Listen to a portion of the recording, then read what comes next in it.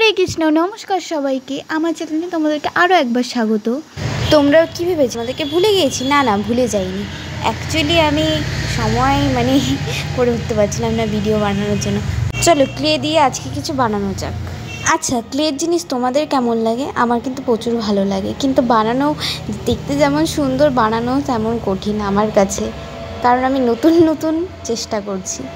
এখানে দেখো, আমি প্রথমে গোল করে নিয়েছি, তারপরে এইভাবে করে হাতে একটু পেস্ট করে,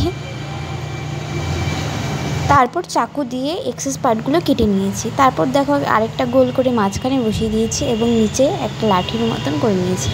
এখন এটাকে একটু সুন্দর করার জন্য একটু কলম দিয়ে একটু ডিজাইন করে নিচ্ছি।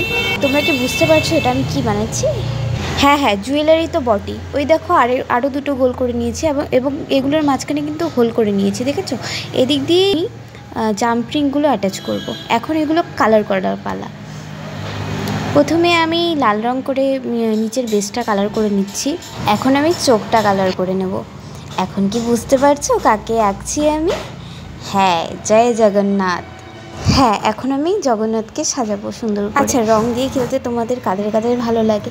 আমার তো খুব ভালো লাগে ছোটোর থেকে, এর জন্য মার কাছে কম বকুনি খাইনি, কিন্তু তাও এখন আবার বড় হয়ে একটা অন্যরকমই শান্তির জায়গা।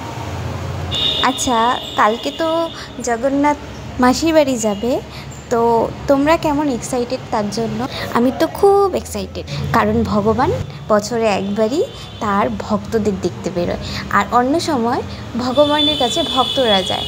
আজ কাল ভগবান নিজে বেরোবে সব ভক্তকে দর্শন দিতে। আর বললাম, কিছু কিছু ভিডিওর কিছু কিছু অংশ আমার কাছ থেকে ডিলিট হয়ে গেছে, তো এই যে দেখো, আমি পরে জাম্পরিং অ্যাটাচ করে এটা সুতো ভরে নিচ্ছি দুই পাশ থেকে, তো হয়ে গেল আমার। তোমরা অবশ্যই জানাও কমেন্টে এটা কেমন হয়েছে। জয় জগন্নাথ।